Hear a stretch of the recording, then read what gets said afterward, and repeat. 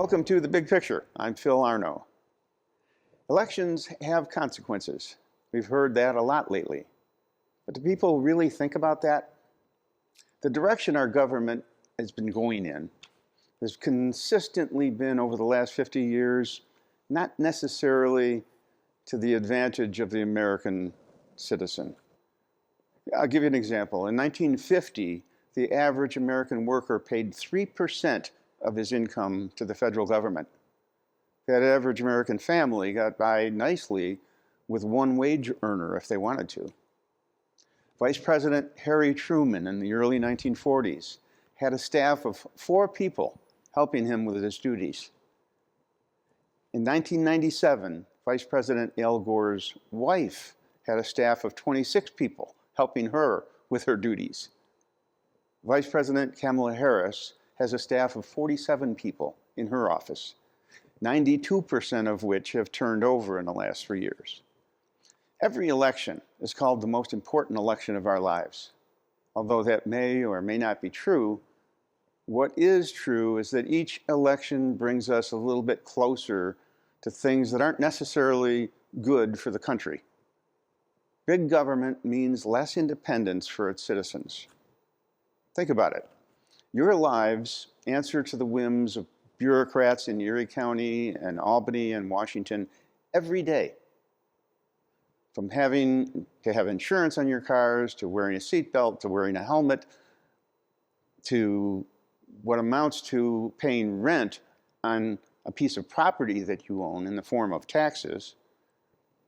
We're told that we have to vaccinate. We're told what businesses are okay to stay open during a COVID pandemic, what businesses have to be closed for health reasons. If you think about it, there's almost no area of your life that some government agency isn't regulating. I can go on and on about inflation, world policies, or why we seem to be so much more divided today than we were 20 years ago. But instead of me pontificating, I'm going to go to the real expert to weigh in and give his share of his profound insight. So with me today is Vic Martucci of Masiello, Martucci and Associates. Welcome to the show, Vic. Well, with that introduction, I hope my wife's listening. So, okay, she might disagree with profound. Okay, give us your incredible insights. Let's first say we have a national election coming up. You know, people are going to go out tomorrow and vote. In New York State, you know, has a whole bunch of races, proposition. The things that have been getting the most attention lately is the presidential race. Mm-hmm. Okay, you know, Biden and Harris have been in for 4 years now. The country has gone through tough times. You know, started with COVID, but you know, prices overall in the last 4 years, the inflation has been over 20%. It's gone, you know, the annual rate is down to 3% now. It was 1.2% when Trump left office. When Harris campaigns, from what I've heard, she attacks Trump. She doesn't so much say policies that she's going to put into effect. She generalizes a lot. She says that she wouldn't change anything that's happened in the administration over the last 3 years. So it kind of, it gives you a feel for where she is and who she is. Trump talks and he's done a better job this year campaigning than I've seen him in the past. He talks about unity, he talks about promise, he talks about bringing people together and improving everything, the economy, overseas, you know, wars and so on. There's a real difference in styles. What is your take on where the election stands right now? Well, as you know, in my past appearances on your show, I'm a numbers guy. And so I follow the polling closely.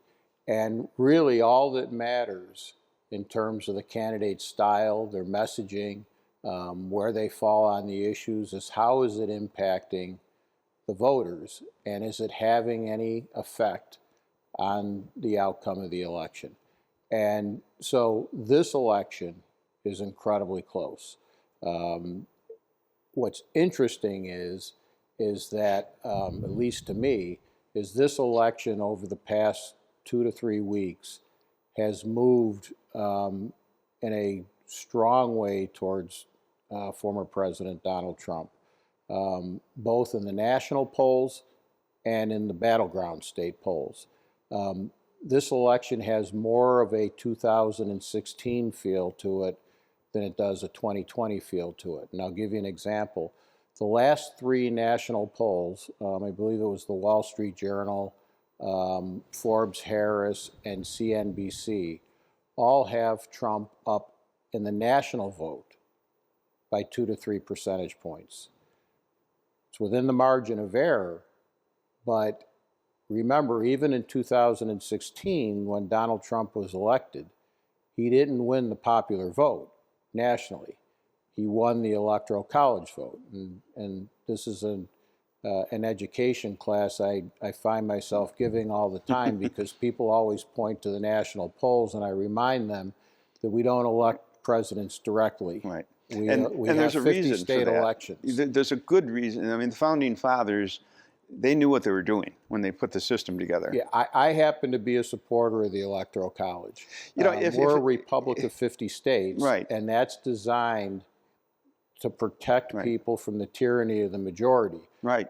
There are states that are, for example, in the Midwest and in the Southwest, and places in this country that have a completely different lifestyle, have different needs, different priorities than states with big cities like New York and California. Right. But they're all one of 50 states in the republic of 50 states that's the United States of America. So I think the Electoral College protects the interests. Right. of all of those. You don't want, and this is what the Founding Fathers knew, even though the country was vastly different there then than it is today. But you don't want New York City, Los Angeles, San Francisco, maybe Dallas and Chicago, telling the rest of the country what is right for the country and what's wrong for the country. I mean, it's got to be a blend. It's got to be a mixture. It's got to be a balance of what the people of this country. Yeah. Living in a big urban center has its own problems and its own opportunities that are vastly different than living in a suburban community or a rural community. And that's what the Electoral College is designed to do. It's designed to protect the interests of everybody against the tyranny of the majority. And the Founding Fathers saw that, and they realized that a purely democratic vote could be influenced by shady politicians and government officials that could buy votes by giving, benefits to groups and saying, vote for me because I'm giving you stuff. Okay, and that's not the way it's supposed to work. It's supposed to, you're supposed to say, vote for me because it's good for the country. It's not just, one group or another group or one geographical area or another. It's good for the country in general. Yeah, well, and again, and we mentioned this last week when we were talking about people doing their homework before they vote. The thought process that the Founding Fathers went through is on paper. Right. You can read that and understand why it is they wrote the Constitution in the way that they wrote the Constitution. And that Constitution has done a pretty good job over 3 centuries now in producing the most successful country in the history of the world. One of the hot topics in this election round has been Roe versus Wade and abortion. And what Trump is trying to get across is that Roe versus Wade gave power to the federal government. It says what's good in Los Angeles is good in Pittsburgh. What's good in Los Angeles or Chicago is what's good in Little Rock, Arkansas.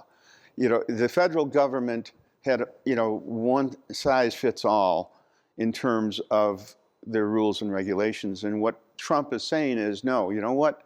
Little Rock, Arkansas is different from Los Angeles. California is different from Georgia, is different from Arkansas, is different from Tennessee. The people who vote influence, and we talked about this last week, influence their local elections and their state elections much more so than the blended vote for the national election. So when you're talking about what happens around you, your influence is with your local officials and your state officials. And Trump says that's where the decision for abortion should be, right in your neighborhood. The federal government shouldn't be telling you what to do and what not to do. It should be your vote influencing your representatives locally and statewide to tell you what is the rule, and you should be able to influence that by voting for the people that you want. Yeah, so, I mean, and I'm not a lawyer, but I always cringe when I read people's analysis of, for example, what the Supreme Court does, and they base their decision on whether they like or dislike a Supreme Court ruling on the outcome of the decision. And that's not what the Supreme Court is there to do. They're not there to consider what the outcome or the impact of their decision is. They're there to decide whether or not there's a constitutional right or a basis for whatever the law is that they're being asked to consider. And so in the case of Roe v. Wade, the Supreme Court that handed down the Roe v. Wade decision said that there's a constitutional right to an abortion. The current court, in overturning Roe v. Wade, said, no, there isn't a constitutional right. This is an issue that should be decided by the people. Yeah, they didn't say you can't do it. They didn't say that's that, right. That you can do it. They said, no, we're not going to tell you what you can do and what you can't do. It goes to your local area, your state, to determine, and you influence that by your vote. That's what the ruling said. That's absolutely right. The ruling says that there's not a constitutional right to an abortion. And so, legal minds will agree or disagree. Right.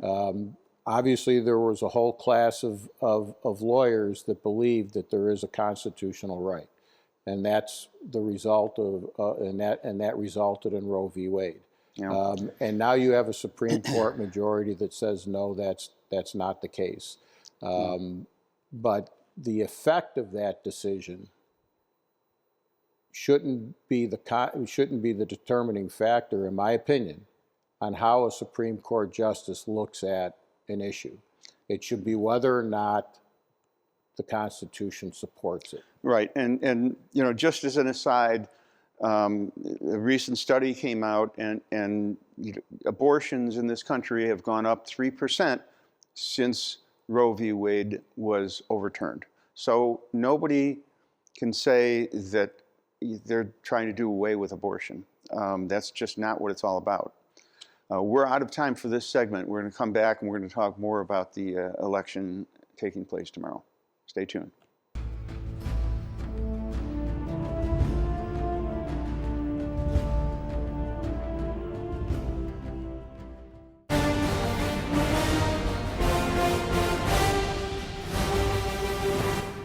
Welcome back to this pre-election version of Big Picture. Vic Martucci is my guest, and we're talking about more than national election than anything else these days. Harris, when she campaigns, she's lately been basically saying that Trump is a threat to democracy. He's unhinged. He's unstable. He's this, that. It's been mainly attack.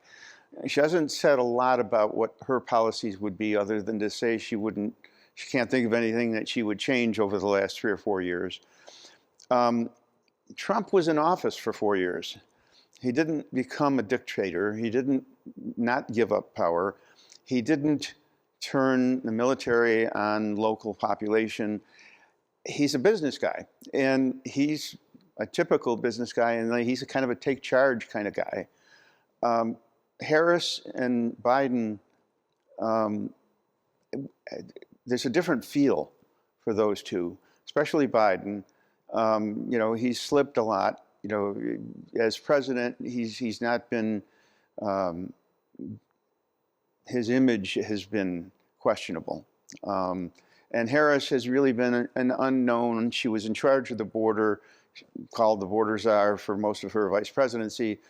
That didn't work out too well, but she hasn't really come out with a lot of policies. What's your analysis of the way they've been campaigning? Yeah, so I'm not a fan of the way either of them are campaigning, to be honest with you, and for one simple reason. This election is going to be decided by a very small number of people in 7 battleground states. And so let's talk about Vice President Harris for a minute, and talking about the threat to democracy. Whether it's true or not, the problem is for the vice president is that Trump's base vote right now is at 46 to 48% of the electorate, depending on the poll. Those people have heard that already, and it hasn't changed their minds. So, in my opinion, what she should be focusing on is, what are you going to do policy-wise for the middle class in this country? But, you know, she's been asked that. Isn't it very telling that she hasn't covered that she hasn't answered that question? Well, I can't speak for her. I don't know why she hasn't answered it, but in my opinion, she's missing an opportunity. And the same thing goes for Donald Trump. I mean, he still is very crude and very insulting, and to me, that is not fitting of a president of the United States. I've heard. Have you not thought that has softened compared to previous elections? I don't think so at all, to be honest with you. I've listened to a lot of his speeches, and he's in my experience, from what I've heard, he's offering more of a. What I'll say about it is that he's been more disciplined, right, sticking to the script.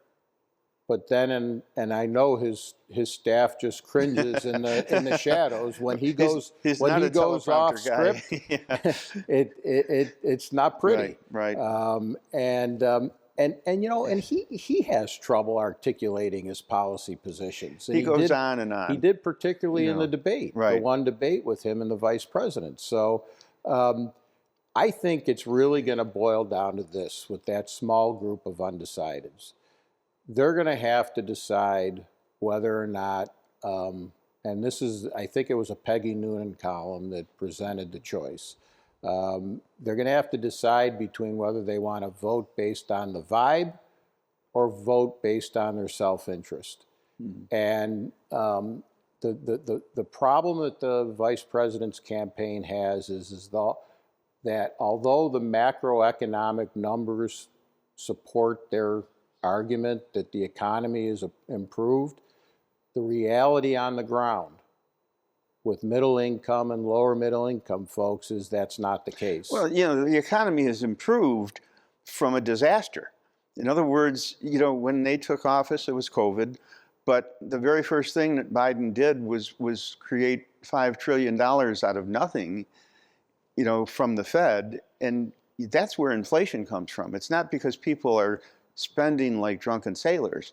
So if you raise the interest rates like the Fed does, it makes people suffer and have a harder time. But it's not stopping government from pumping money into the economy, which is the cause of inflation, or the major cause of inflation. It drives me crazy when this shallow analysis takes over and people don't look behind the scenes as to what's happening. Yeah, so that's absolutely true. I don't think inflation is as simple as government spending. There's a lot of factors that weigh into it. But what we do know is that people hold the administration that's in power responsible for that and accountable for that. And when they say that inflation is under control, they say it in a way that they're trying to make people believe the prices have actually come down. And prices haven't come down. No. The rate of increase is slowed. Right. But there's That's government speak. other than gasoline prices, which fluctuate in best of times.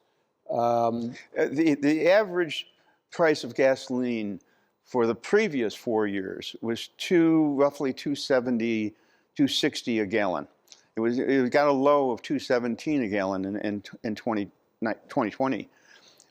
The average price of gasoline for the last 4 years for this current administration has been over $3.70 or $3.60. It's come down a little bit now, close to the election, but overall, you know, the attack on carbon and gasoline, that's part of the inflation equation. It's not just the Fed, but it's the attack on energy which filters through the entire economy. And you said something interesting. You said people are just deciding based on the campaign's feel on the one side or the other side, and that's partially true. But I think people, for the most part, people who really think about it are deciding about the time that we had 4 years previously and the time that we've had in the last 4 years, and comparing the two, and which is better for you. Now, some people maybe have done all right in the last 4 years. I think the vast majority of people, as you just basically explained, have a little bit of a harder time with prices, inflation, and so on. Yeah, I'm not sure that people are actually comparing what it was like for 4 years under Donald Trump compared to the last 4 years. I think what they're comparing is what is my situation today compared to what it was when the current administration took office. So they're not necessarily saying, okay, I remember the 4 years of Trump. It's that their economic condition is worse. And do they feel optimistic that it's going to get better with the same leadership? That's really the choice they're going to make. Mm-hmm. And so if I'm the two campaigns, that's the message that I'm focusing on. Trump's task is to convince those voters that it's not going to be any better because the policy isn't going to change. And the vice president's challenge is to convince people that it is going to change, that the change is already beginning to happen, and that electing me is the best opportunity for an improvement in your economic lot in life. I really think that's what the messaging should be. But the other piece of this, Phil, is when you get to this point in the campaign, the other part of this is getting their vote out, getting their base out. And so you may sit there and listen to a particular message, and I understand why she's talking about, the vice president's talking about the threat to democracy, because she needs to get her base out that believes that Donald Trump is a threat to democracy. And so I get that, but I don't know that getting her base out is going to be enough. I think she needs to convince some of those remaining undecided voters to vote for her as opposed to Donald Trump. And so that's the challenge of a successful campaign, is to get your base out, but also go beyond your base. You know, it's not just about economics, and we only have a couple minutes left, but it seems that world peace has taken a real hit in the last 3.5, 4 years. It seems the current administration, and this is just the way I perceive it, and I'm not sure how people out there have thought about this or conclude, but the current administration seems to be financing the war in Ukraine, not trying to solve or end the war in Ukraine. I don't know whether it's the armaments industry making a ton of money. You know, if the war continues, you know, the pharmaceutical industry made a ton of money as long as COVID continued. you know, there's various theories, and some are conspiracy theories, and some are true, but money does control things, and things have gotten worse, you know, with Ukraine, with Israel, and, you know, with Russia, with China. It seems that the world is sitting on a powder keg right now, and that didn't seem to be the case 4 years ago. So, well, what I would say about Ukraine in particular. And we only got about a minute left. Okay, so again, from my own limited experience on foreign policy, it seems to me that Ukraine, it's in the United States' strategic interest to protect Ukraine from being overtaken by Russia. How you do that is subject to debate. Right. I'm not an expert, but I have heard President Trump say it wouldn't be the end of the world if the Russians took Ukraine. I haven't heard him say that. I've heard him say that a couple of times. Basically, and if he believes that, that's a strategic mistake. well, you know, there are parts of Ukraine that are Russian speaking, and the people identify with Russia. You know, to be fair, what Russia did is kind of a reaction to NATO. It's a very complicated situation. No question. And, you know, what I would think, what I've heard Trump say, and what I've studied in the past, is that in day one, he would go to Russia and he would say, look, stop what you're doing, because if you don't stop, I'm going to go to China and I'm going to tell them you can't buy Russian oil. And I'm going to go to every other nation we have influence over, and we're going to starve you. He's not going to do it with guns and ammunition. He's going to do it with economics. And that's what he did in the first 4 years, which basically kept everybody in line. Well, the only thing I would take exception to what you just said is that I don't believe Trump or anybody has influence over China. Well, trade-wise, believe me, China, you know, feels it when we put the screws to them. China's a real problem. Yeah, it's that's a subject. And so is Russia. It's a very complex world, and you know, my own personal view of it is that we need adults running the country in a time like this. Yes, and that's kind of sums it up. It's so important for you to get out and vote. And there's a lot of things that we've talked about are food for thought. Your take on things, just do your homework. Try to look at the substance, not just the words that are thrown at you. But I want to thank you for watching The Big Picture. I want to thank you for watching WBBZ-TV. We're your local station. We depend on you for watching and spreading the word.